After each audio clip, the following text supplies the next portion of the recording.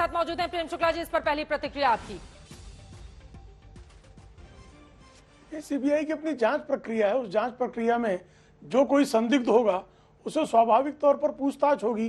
सबूतों के आधार पर, अभियुक्तों के बयानों के आधार पर इस तरह जांच एजेंसियां अपनी प्रक्रिया पूरी करती हैं।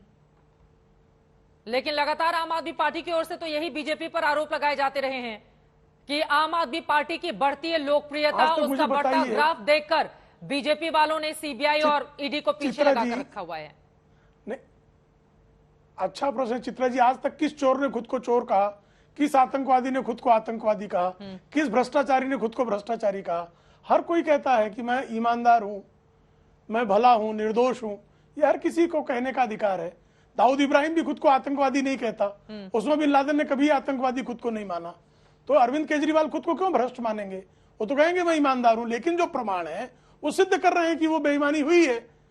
जो ट्रांजैक्शंस सामने दिखाई दे रहे हैं, सबूतों को जो मिटाने का प्रयास है, उसके सबूत जो है वो सीबीआई के पास है, प्रवर्तन निदेशालय के पास है।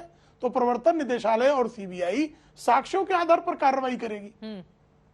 साक्ष्यों के आधार पर कार्रवाई होगी, लेकिन बीजेपी और आम आदमी पार्टी के बीच में बीते कई महीनों से जिस तरह की जंग देखने को मिल रही है, इसके मद्देनजर आप अंदाजा लगा सकते हैं कि साल होने वाले कई राज्यों के विधानसभा चुनाव में भी आम आदमी पार्टी ने एंट्री ले ली है। प्रेम शुक्ला जी, इस सवाल के जवाब, लेकिन बाकी मेहमान भी बहुत देर से जुड़े हुए हैं, जल्दी जल्दी एक एक टिप्पणी ले लेती हूं। अनुराग भदौरिया हमारे साथ मौजूद हैं, मुनीश पांडे हमारे संवाददाता जुड़ चुके हैं ज्यादा जानकारी के साथ। और मुनीश ने खबर यह दी है कि सीबीआई 16 अप्रैल को सुबह 11 बजे पूछताछ के लिए अरविंद केजरीवाल को समन भेज चुकी है। मुनीश, क्या जानकारी और मिल रही है? जी बिल्कुल, देखिए, शराब घोटाले मामले में आम आदमी पार्टी के कई नेताओं पर जांच चल रही थी और जो जानकारी हमें मिल रही है उसके मुताबिक 16 तारीख को अरविंद केजरीवाल को सीबीआई के मुख्यालय यानी कि नई दिल्ली में स्थित मुख्यालय पर बुलाया गया है, उनसे पूछताछ करनी है। इसके पहले आपको याद होगा चित्रा, जब ईडी ने इस मामले में चार्जशीट फाइल की थी तो उन्होंने साफ तौर पे कहा था कि इस मामले में जो आरोपी है समीर महेंद्रू, उससे अरविंद केजरीवाल ने एक बार फेस टाइम पर बात किया था। इसके अलावा कई ऐसे बड़े नेता थे, सांसद थे, जो कि इस नई शराब नीति के तहत दिल्ली में व्यापार करना चाहते थे, उनसे भी अरविंद केजरीवाल की मुलाकात हुई थी। सीबीआई सूत्रों का ये कहना है कि इस मामले में कुछ सबूत इकट्ठा करने के बाद उन्होंने अरविंद केजरीवाल को समन किया हुआ है और उन्हें 16 तारीख को 11 बजे दिल्ली में स्थित मुख्यालय पर पहुंचना होगा पूछताछ के लिए। अगर पूरी बात करें, देखिए, इसके पहले मनीष सिसोदिया की गिरफ्तारी हो चुकी है, कई अन्य नेता हैं जिनके ऊपर जांच की आंच जरूर पहुंची है सीबीआई की, लेकिन अरविंद केजरीवाल दिल्ली के मुख्यमंत्री को समन करना अपने आप में काफी बड़ी खबर है इस वक्त। मैं चाहूंगी हमारे दर्शकों की जानकारी के लिए मुनीश पांडे आप बताएं कि किस तरह से नई शराब पॉलिसी लेकर आती है आम आदमी पार्टी की सरकार, लेकिन बाद में राजस्व का घाटा होता है, जिसके बाद आरोप लगते हैं कि शराब कारोबारियों को सीधे फायदा पहुंचाकर उनसे पैसों की लेन देन की गई है और चुनावों में उसे खर्च किया गया है। अगर विस्तार से इस शराब घोटाले के बारे में आप जानकारी दें हमारे दर्शकों को, मुनीश। जी बिल्कुल, देखिए, जब दिल्ली में अरविंद केजरीवाल की सरकार बनी तो जो पुरानी शराब नीति थी उसे साल 2021 में हटाया गया और एक नई शराब नीति लेकर आई गई। उस नई शराब नीति में सरकार के राजस्व को बहुत ज्यादा नुकसान था। अगर बात कर लें कि आंकड़ों की बात कर लें तो अगर 500 रुपए की शराब में लगभग अगर सरकार को उस वक्त, राज्य की सरकार को उस वक्त 300 रुपए का फायदा होता था, तो वो फायदा घटकर 3 रुपए हो चुका था, यानी कि 1000% से ज्यादा का नुकसान हो रहा था सरकारी राजस्व को। लेकिन आम आदमी पार्टी इस शराब नीति को लेकर आई। शराब नीति को लाने के पहले कई ऐसे आरोप लगे हैं आम आदमी की पार्टी के ऊपर, यानी कि कुछ ऐसे ही शराब व्यापारी थे जिनको कि ये लाइसेंस दिया जा रहा था। शराब नीति इस तरह से लेकर आई गई थी कि जो सिर्फ इस मामले में बड़े प्लेयर हैं, जो बड़े व्यापारी हैं, वही शराब इस नई नीति के तहत व्यापार कर पाए और अपनी जेबों में भारी मुनाफा भर पाए। जब इस मामले में शिकायत गई, एलजी की तरफ से रिकमेंडेशन हुआ कि इस मामले में जांच करानी चाहिए, उसके बाद खुद जो दिल्ली सरकार है उसने इस शराब नीति को वापस लिया और दिल्ली की सरकार का एक नोट है जिसमें साफ तौर पे कहा गया कि इसे पीछे लेने की वजह यह है कि लगातार घाटा हो रहा था। कई ऐसी शराब की दुकानें थी जो खुल भी नहीं पा रही थी इस नई शराब नीति के तहत, लगातार घाटा हो रहा था। लेकिन जब मामले की जांच आगे बढ़ी तो पता चला कि 100 करोड़ रुपए से ज्यादा की रिश्वत जो आम आदमी पार्टी के नेता हैं उन तक पहुंची थी। विजय नायर, जो कि आम आदमी पार्टी के कम्युनिकेशन इंचार्ज थे, उनको गिरफ्तार किया गया। बाद में मनीष सिसोदिया की गिरफ्तारी हुई, कई व्यापारी इसमें गिरफ्तार हो चुके हैं। दिल्ली से लेकर दक्षिण तक इसकी आंच महसूस की गई। मुनीश पांडे, हम सब ने देखा कि किस तरह से कई बड़े बड़े नेताओं के नाम सामने आए, लेकिन चूंकि अब सीधे दिल्ली के मुख्यमंत्री को सीबीआई ने पूछताछ के लिए बुलाया है, तो किस तरह के सवालों का सामना उनको करना पड़ेगा और यहां पर मैं कपिल मिश्रा जो कि बीजेपी के नेता है उनका ट्वीट देख रही हूं। उन्होंने पूरी जानकारी देते हुए लिखा है कि शराब घोटाले के आरोपियों ने कबूल किया कि केजरीवाल से फेस टाइम पर बात करने के बाद पैसे दिए थे। क्या बताना चाह रहे हैं ये नेता?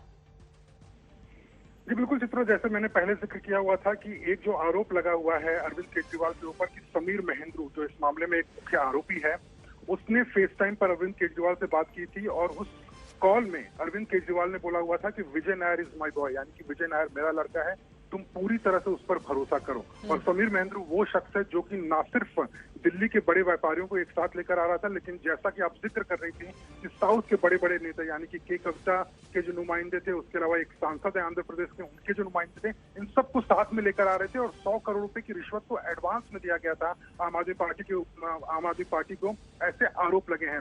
जहां तक बात करें अरविंद केजरीवाल की क्या पूछताछ होने वाली है, क्या कुछ होने वाला है, देखिए अरविंद केजरीवाल दिल्ली के मुख्यमंत्री हैं, उनके ऊपर आरोप लगा है कि आरोपियों से बातचीत की है, उनके ऊपर आरोप है कि सांसदों से उन्होंने इस नई शराब नीति के तहत मुलाकात की और उन्होंने अरविंद केजरीवाल ने प्रोत्साहित किया उन व्यापारियों को कि आप आइए और दिल्ली में आप व्यापार करिए। ये सारे लगातार अरविंद केजरीवाल पर लग रहे थे और इसी वजह से अब सीबीआई का ये कहना है कि कुछ ऐसे कड़ियां जुड़ती नजर आ रही हैं जिसमें कि अरविंद केजरीवाल की पूछताछ इस वक्त बेहद जरूरी हो गई है और इसी वजह से उनको समन कर बुलाया गया है पूछताछ। ठीक है, ये अहम जानकारी मुनीश पांडे हमारे संवाददाता देते हुए। इन सबके बीच आपको बताते चले, आप सांसद संजय सिंह का ट्वीट आया है, उन्होंने लिखा है अत्याचार का अंत जरूर होगा, अरविंद केजरीवाल जी को सीबीआई द्वारा समन किए जाने के मामले में शाम 6 बजे प्रेस वार्ता करूंगा।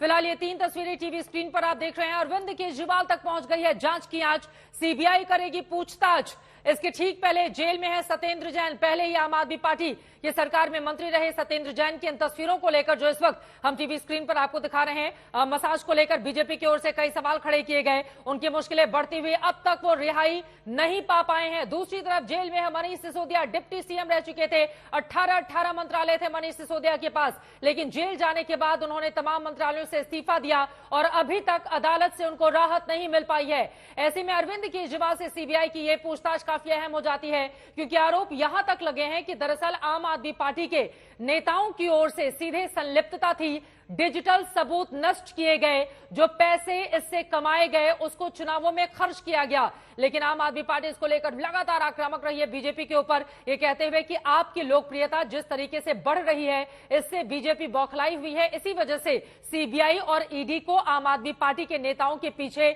लगा दिया गया है। ये 3 तस्वीरें एक बार फिर से आपके सामने हैं। सबसे पहले जेल में गए सत्येंद्र जैन, बड़े मंत्री रहे लेकिन जेल में जाने के बाद अब तक राहत नहीं। मनीष सिसोदिया जेल में अब तक राहत नहीं और अब अरविंद केजरीवाल से सीबीआई करेगी पूछताछ। ये बड़ी जानकारी, बड़ी खबर इस वक्त की निकलकर सामने आई है। सीबीआई ने सम्मन करके बुलाया है, कानून अपना काम कर रहा है हिसाब से, कानून से डरना नहीं चाहिए अगर आपने कुछ नहीं किया तो, लेकिन अगर आपने किया है तो कानून अपना काम करेगा, कानून को आपको जवाब देना पड़ेगा। के अरविंद जो मनीष सिसोदिया के पीएस थे, उन्होंने अपने स्टेटमेंट में साफ कहा है कि जो भी हुआ है, जो भी डीलिंग हुई है, वो अरविंद केजरीवाल के घर पर हुई है, अरविंद केजरीवाल के कहने पर हुई है। तो इस बात का जवाब तो अरविंद केजरीवाल को देना पड़ेगा। अगर सीबीआई ने बुलाया है तो कानून अपना काम कर रहा है, लेकिन अपने आप को कट्टर ईमानदार जो घोषित करने वाले लोग जरा बता दें कि अभी तक मनीष सिसोदिया की रिहाई नहीं हुई है, मनीष सिसोदिया को बेल नहीं मिली है। यही मामला आपने कट्टर ईमानदारी का सर्टिफिकेट सत्येंद्र जैन को दिया था, आज 10 महीने से ऊपर हो गए, जेल में है। तो इसलिए अपने आप को कट्टर ईमानदारी का सर्टिफिकेट देना बंद करें, अपने आप को बेचारा पॉलिटिक्स से दूर करें और अगर सीबीआई ने आपको बुलाया है तो जो जवाब उन्होंने आपसे मांगे हैं उसको जवाब आपको देने पड़ेंगे। इधर उधर की बात मत करो, ये बताओ आपके घर में डीलिंग हुई है, आपकी नॉलेज में डीलिंग हुई है, तो इसका जवाब तो आपको देना ही पड़ेगा। हरीश खुराना बीजेपी के नेता को आप सुन रहे थे, उनकी ओर से कहा गया कि जो घोटाला हुआ है उसका जवाब तो आपको देना ही पड़ेगा। ये 3 अलग अलग तस्वीरें आप देख रहे हैं। बीजेपी की ओर से कहा जा रहा है कि केजरीवाल के कहने पर डील हुई है, वहीं सीबीआई ने दिल्ली सीएम को समन कर दिया है। शराब नीति घोटाले में सीएम केजरीवाल से पूछताछ की जाएगी। ये तस्वीरें अपने आप में बेहद महत्वपूर्ण है जो इस वक्त आप टीवी स्क्रीन पर देख रहे हैं, क्योंकि पहले ही 2 बड़े नेता जो जेल के भीतर हैं और अब नई शराब नीति घोटाला मामले में अरविंद केजरीवाल तक जांच की सीधी आंच आ चुकी है।